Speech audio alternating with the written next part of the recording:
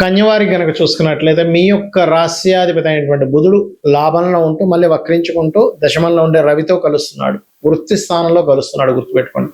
అదేవిధంగా 12లో శుక్రకేతువుల యొక్క కలయిక 5వ తేదీ నుంచి జరగబోతుంది. లాభస్థానంలో గురువు ఉన్నాడు. ఆ గురువు నుంచే గురువు దగ్గర ఉండే శుక్ర బుధులు ఒకరు మిథునంలోకి ఒకరు సింహంలోకి వస్తున్నారు. 12లోకి ఒకరు దశమ స్థానంలోకి ఒకరు వెళ్తున్నారు. అదేవిధంగా 6లో రాహువు, సప్తమ స్థానంలో శని, భాగ్యస్థానంలో అంటే తండ్రి దూర ప్రాంతాలకు స్థానంలో కుజుడు ఉన్నాడు. మరి ఈ యొక్క గ్రహస్థితిని అనుసరించి మీకు ఎలా ఉండబోతుంది, ఏ దేవతారాధన చేయాలి, ఎటువంటి విషయాల పట్ల మీరు జాగ్రత్త వహించాలి అనేటువంటి అంశాలు చెప్తుంది నేనైనప్పటికీ చెప్పిస్తుంది సాక్షాత్ లలిత అమ్మవారిగా భావిస్తూ ఆ లలితాంబిక అమ్మవారి యొక్క అనుగ్రహం కన్యారాశి వారికి అద్భుతంగా ఉండాలని మనస్ఫూర్తిగా కోరుకుంటూ, ఇక్కడ గమనించినట్లయితే రాస్యాధిపతి ఎప్పుడైతే 7వ తేదీ నుంచి బుధుడు వెళ్ళి రవితో కలుస్తున్నాడో ఇది కొంచెం ఉద్యోగంలో మార్పులు, ఉద్యోగంలో ఎదుగుదల, ఉద్యోగరీత్యా వేరే ప్రాంతానికి వెళ్ళడం, వెళ్ళిన ప్రాంతం నుంచి మళ్ళీ ఇంకో ప్రాంతానికి మారడం అనేటువంటిది ఇస్తుంది. ధన విషయంలో కాస్త జాగ్రత్తగా ఉండాలి. ఎందుకంటే ధనాధిపతి భాగ్యాధిపతి అయినటువంటి శుక్రుడే 12వ స్థానంలో కేతువుతో ఉన్నాడు కాబట్టి ఇన్వెస్ట్మెంట్స్ విషయంలో అవాయిడ్ చేయడం మంచిది. ఈ పక్షం కాదు, ఈ నెలంతా కూడా అవాయిడ్ చేయడం చాలా మంచిది, గుర్తుపెట్టుకోండి. అదేవిధంగా కాస్త అన్నదమ్ములు అక్క చెల్లెలు మాటలు వినోలేక ఒక్కొక్కసారి మీరు శత్రువులు కూడా ఉంటారు. సిబ్లింగ్స్ ప్రాణం ఇచ్చేటువంటి చాలా బాగా చూసుకునే సిబ్లింగ్స్ ఉంటారు, చాలా బాగా సపోర్ట్ చేసే వాళ్ళు ఉంటారు. మనల్ని అంటే మనం ఎదుగుతుంటే చూడలేని సిబ్లింగ్స్ కూడా ఉంటారు. అలా ఉండేటువంటి వారు కాస్త వాళ్ళతో వాళ్ళు చెప్పి ఏదో చెప్తారు పలానా దగ్గర ఇన్వెస్ట్మెంట్ చేయండి చాలా బాగుంటుంది, ఎందుకంటే మనం కోల్పోవాలి. అలా ఒక్కొక్కసారి వాళ్ళు మంచి వాళ్ళైనా ఒక్కొక్కసారి వాళ్ళ మాట వినడం వల్ల ఇక్కడ నష్టపోతూ ఉంటాం ఒక్కొక్కసారి. అలాంటి సిచ్యువేషన్ నడుస్తుంది కాబట్టి కాస్త జాగ్రత్తగా ఉండండి దయచేసి. ఉద్యోగంలో కొంత మార్పులు ఘర్షణ ఉందని చెప్పుకున్నాను. అదేవిధంగా కాస్త విదేశాల్లో ఉంటూ అక్కడ ఏదైనా విద్య కోసం అభ్యసిద్దామని అక్కడ కొంచెం గ్రీన్ కార్డ్ కోసం ప్రయత్నం చేసేటువంటిది, అక్కడ ఉద్యోగం అక్కడ చదివి అక్కడ ఉద్యోగం పార్ట్ టైం జాబ్స్ చేస్తూ ఉంటారు కదా, ఒక విద్యా సంబంధించిన సాగుతూ అటువంటి విషయాలకి కాస్త ఇప్పుడు ఉండేటువంటి గ్రహస్థితి చాలా పాజిటివ్గా ఉంది. ఇష్టపడిన వాడిని వివాహం చేసుకోవాలనేటువంటి విషయంలో కొన్ని ఘర్షణలు చూపిస్తున్నాయి. తండ్రి యొక్క ఆరోగ్యం విషయంలో కాస్త జాగ్రత్తగా ఉండండి. 3వ అధిపతి భాగ్యస్థానంలో ఉన్నాడు కాబట్టి. మరియు మరొక విషయం ఏంటంటే ఇక్కడ గమనించినట్లయితే ఇక్కడ కొన్ని ప్రమోషన్స్ వస్తాయి, స్ట్రెస్ అలాగే ఉంటుంది. అయితే దీని నుంచి మీరు బయటపడాలి అంటే మాత్రం మీరు ఓం మాణిక్య మకుటాకార జానుద్వయ విరాజితాయే నమః అనే మంత్రం చేయండి, ఖచ్చితంగా మీకు బాగుంటుంది. కొన్ని గ్రహాల యొక్క కంజంక్షన్ ఏవైతే ఉంటుందో ఈ కంజంక్షన్స్ అనేటువంటివి మీ పర్సనల్ చార్ట్లో ఉన్నా లేకపోతే జనరల్గా గోచారంలో వచ్చినప్పుడు ఒక 15 to 20% దాని ఎఫెక్ట్ చూపిస్తుంది. మీ పర్సనల్ చార్ట్లో వచ్చినప్పుడు మీకు ఆ మహాదశలు అంతర్దశలు వచ్చినప్పుడు మాత్రమే ఎఫెక్ట్ చూపిస్తుంది. ఎందుకంటే ఈ విషయాన్ని నేను మీకు ఎందుకు పర్టికులర్గా చెప్తున్నా అంటే ఇవాళ మనం చూసినటువంటి ఇప్పుడు ఈ 15 రోజులు పక్ష ఫలితాల్లో చెప్పుకునేటువంటి గోచారంలో చాలా స్పష్టంగా శుక్రకేతువుల యొక్క ఎఫెక్ట్ ఎక్కువగా ఉంటుందని చెప్పుకున్నాం.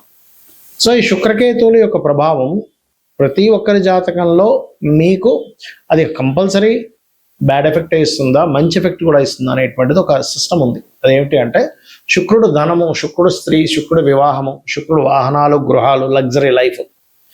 ఈ యొక్క శుక్రుడు కేతుతో కలిసినప్పుడు ఏమవుతుందంటే ఒక్కొక్కసారి వాంటెడ్లీ వీళ్ళకి వాటి మీద ఇంట్రెస్ట్ లేకపోవడం జరుగుతూ ఉంటుంది, లేదా వాటి కోసం ఎంతో ప్రయత్నం చేస్తున్నా సరే సంపాదించినట్టే సంపాదించిపోవడం కూడా జరుగుతూ ఉంటుంది. అయితే ఇది ఎప్పుడు మీరు గనక శుక్ర మహర్దశ కానీ కేతు మహర్దశ కానీ మీ లైఫ్లో ఉండాలి. అంటే ఉదాహరణకి అశ్విని నుంచి మనకి 27 నక్షత్రాలు ఉంటాయి. అశ్విని భరణి దాటిన తర్వాత కృత్తికలో పుట్టారు ఉదాహరణకి, వాళ్ళ శుక్రదశ ఎప్పుడు వస్తుందండి? రాదుగా. వాళ్ళకి ఎప్పుడు వస్తుంది? దాదాపుగా 90 ఏళ్ళకి వస్తుంది. 90 ఏళ్ళకి ఎప్పుడు అప్పుడు ఫలితమే ఉంటుంది, బాగా ఏజ్డ్ పర్సన్ అయిపోయి ఉంటాడు కాబట్టి అది కాదు. మీరు ఉదాహరణకి అశ్విని నక్షత్రంలో పుట్టారు, లేదా భరణి నక్షత్రంలో పుట్టారు, లేదా రేవతిలో పుట్టారు, లేదా ఉత్తరాభాద్రలో పుట్టారు, ఒక ఏజ్లో వస్తాయి, అప్పుడు చూసుకోవాలి. అది కూడా ఏంటి, శుక్రుడు బాగుంటే మంచి ఫలితం, శుక్ర మహర్దశ. శుక్రుడు పాడ ఇలాగే కేతువుతో కలిసి ఉంటే అన్ని స్ట్రక్ అవ్వడం, అంటే భార్య కొన్ని కారణాల వల్ల కొంతమందికి ఎలా ఉంటుందంటే జీవిత భాగస్వామితో విడాకులు అవ్వవు, కానీ జీవిత భాగస్వామి ఒక దగ్గర, వీరు ఒక దగ్గర నివాసం ఉంటూ ఉంటారు, గుర్తుపెట్టుకోండి. కాబట్టి ఏంటంటే ఆ రకంగా ఈ శుక్రుడికి సంబంధించినటువంటి విషయాల్లో ఈ రకమైనటువంటి ఫలితాలు కూడా పొందుతూ ఉంటారు. అదేవిధంగా మరొక విషయం ఏంటంటే ఇక్కడ మీరు ఎప్పుడైనా సరే గుర్తుపెట్టుకోండి, శుక్ర మహాదశ వచ్చినప్పుడు అందరూ ఏమనుకుంటారంటే శుక్రుడు అంటే ఇంకేముంది అసలు అద్భుతం, నేను ఇంకా నాకు ఇంకా లగ్జరీ కొన్ని కోట్లు సంపాదిస్తాను, వాహనాలు గృహాలు ఉంటాయి అనుకుంటారు. కాదు, శుక్రుడు బాగుంటే నిజంగానే అన్ని కోట్ల రూపాయలు ఇస్తాడు, అంతా బాగుంటుంది. కానీ కేతువుతో కలిసి ఉండి, ఆ కేతువుతో కలిసి ఉండి కూడా కొంతమందికి యోగిస్తుంది. అది ఎప్పుడో చెప్తానండి. కొన్ని కెమికల్ రిలేటెడ్, ఫార్మా రిలేటెడ్ పూజాది కార్యక్రమాలు చేయించేవారు, అమ్మవారు ఉపాసకులు, లక్ష్మీ గణపతి ఉపాసకులు, పూజా సామాగ్రి స్టోర్స్ పెట్టుకునేటువంటి వారికి మళ్ళీ యోగిస్తుంది, గుర్తుపెట్టుకోండి. కాబట్టి ఇక్కడ ఏంటంటే మీరు ఏ వృత్తిలో ఉన్నారు, ఏ మహాదశ నడుస్తుంది, మీకు ఆ వృత్తి మీ జన్మజాతకంలో ఉండేటువంటి కాంబినేషన్స్కి కనెక్ట్ అవుతుందా లేదా. అంటే ఎలా అంటే ఒక వ్యక్తి చూడండి, ఒక బీటెక్ చదివాడు, సాఫ్ట్వేర్ చదువుకున్నాడు, అతని సాఫ్ట్వేర్ రంగానికి సంబంధించిన దాంట్లో అతను జాయిన్ అయితేనే అతను చాలా చక్కగా ఆ యొక్క వృత్తిని నిర్వహించగలుగుతాడు. అలా కాకుండా అతన్ని తీసుకెళ్ళి మెకానికల్లోనే వేశారు, లేకపోతే మ్యాథ్స్ టీచర్గా చెప్పమన్నారు, లేకపోతే ఇంకోటి ఏదో చేయమన్నారు, చేయలేడు. అంత మాత్రం చేత అతని దగ్గర టాలెంట్ లేనట్టు కాదు. అలాగే ప్రతి జాతకంలో కూడా ధనయోగం ఎందులో ఉందో తెలుసుకోవాలి. ధనయోగం లేకపోవడం కాదు, ఉంటుంది, కానీ అది ఎందులో ఉందో తెలుసుకోగలగాలి. చాలా మంది చూడండి, నేను చాలా వ్యాపారాలు చేశానండి, ఆఖరి హోటల్ పెట్టుకుని బాగా నడుస్తుంది అంటారు. లేదా కొంతమంది చాలా వ్యాపారాలు చేశాను, చాలా ఉద్యోగాలు చేశానండి, స్క్రాప్ షాప్ పెట్టుకున్నాను సార్, కోట్లు సంపాదించాను అంటాడు. అంటే ఏమిటి, వాళ్ళకి దాంట్లోనే ఉంటుంది. మరి అంతకుముందు ఎందుకంటే అవన్నీ చేశారు, జాతకంలో ఇది ఉంటాయంటే వాళ్ళకి అవన్నీ చేసి నష్టపోయే యోగం కూడా ఉంటుంది. బ్యాడ్ పీరియడ్ ఒకటి నడుస్తూ ఉంటుంది, దాన్ని కూడా సెట్ చేసుకోవచ్చు. ఈ కలియుగంలో నామస్మరణ ద్వారా వృత్తిలో మీరు సరిగ్గా రాణించలేకపోతున్నారు, ఓం మాణిక్య మకుటాకార జానుద్వై విరాజితాయ నమః చేయండి, చక్కగా వృత్తిలో సెటిల్ అవుతారు. ఏంటి ఫైనాన్షియల్గా నాకు ఎప్పుడు ఇబ్బంది ఉంది, ఓం సంపత్కరీ సమారూఢ సింధుర వ్రజ సేవితాయ నమః, లేదా ఓం ధర్మాధ్యక్ష ధనాధ్యక్ష ధనధాన్య వివర్ధిని నమః చేసుకోండి. లేదండి నాకు హ్యాపీనెస్ లేదు, చాలామంది అంటుంటారు, ఏమండి ఏంటో నాకు లాభస్థానం పాడైపోయింది, లాభంలో శుక్రకేతువులు ఉన్నారు, అందుకే నాకు హ్యాపీనెస్ లేదు అంటూ ఉంటారు. అలాంటప్పుడు చాలా చక్కగా అమ్మవారి పాదాలు పట్టుకొని అమ్మవారిని ఓం ఇంద్రగోప పరిక్షిప్త స్మరతోనాభజంగికాయ నమః అనే మంత్రం చేయండి, ఖచ్చితంగా బాగుంటుంది.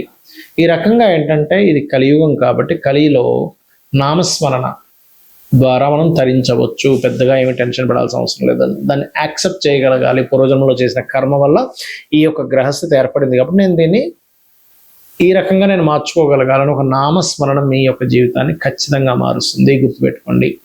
ఇక ఈ కాంబినేషన్స్ ఎప్పుడు కూడా కొన్నిసార్లు ఒక అద్భుతమైన కాంబినేషన్ కూడా ఉంటుంది. ఆ చంద్రమంగళ యోగం ఉందండి, బుధాదిత్య యోగం ఉందండి అని చెప్తూ ఉంటారు కదా. ఆ యోగం ఉన్నప్పుడు ఏంటంటే మీకు ఒకటి గుర్తుపెట్టుకోండి, ఆ యోగం పాపకత్తెరలో ఉంటే రాదు, మళ్ళీ మీకు ఫలితం శుభకత్తెరలో ఉంటే బాగా వస్తుంది. సో ఒక గ్రహం ఇంకో గ్రహాన్ని కలిసినప్పుడు ఒక యోగం ఏర్పడినప్పుడు, యోగం అనేటువంటిది ఒక రాశిలో ఉన్నప్పుడు ఏర్పడుతుంది, నక్షత్రంలో ఉన్నప్పుడు ఏర్పడుతుంది, ఒక గ్రహంతో కలిసినప్పుడు ఏర్పడుతుంది. ఆ యోగం ఏర్పడినటువంటిది మీకు ఎలా ఉంది, ఆ యోగం మీకు చక్కటి ఫలితాలు ఇస్తుందా ఇవ్వట్లేదా, అది పాపకత్తెరలో ఉందా శుభకత్తెరలో ఉందా, అది ఎటువంటి ఫలితాలను ఇస్తుంది. కొన్నిసార్లు కొన్ని యోగాలు ప్రదేశం మారితే మంచి ఫలితాలు ఇస్తాయి, కొన్ని యోగాలు ప్రదేశం మారకుండా ఒకే దగ్గర స్థిరంగా ఉంటే మంచి ఫలితాలు ఇస్తాయి, కొన్ని యోగాలు విదేశాలకు వెళ్తే మంచి ఫలితాలు ఇస్తాయి. అలా ఏంటంటే ఆ యోగం ప్రదేశం మారడం వల్ల ఉందా, మారకపోవడం వల్ల ఉందా, ఏ వృత్తిలోకి వెళ్ళడం వల్ల ఉంది, కొంతమందితో దూరంగా ఉండడం వల్ల ఉందా, కొన్ని పార్ట్నర్షిప్స్ చేయడం వల్ల ఉందా, కొన్ని పార్ట్నర్షిప్స్ చేయకుండా ఉండడం వల్ల ఉందా అనేటువంటిది స్పష్టంగా మీరు తెలుసుకోగలగాలి. ఇలా కనుక తెలుసుకొని మీరు కనుక చేయగలిగితే, అమ్మవారి నామాన్ని మీరు స్మరణ చేయగలిగితే ఖచ్చితంగా అన్ని విధాలా మీకు బాగుంటుంది.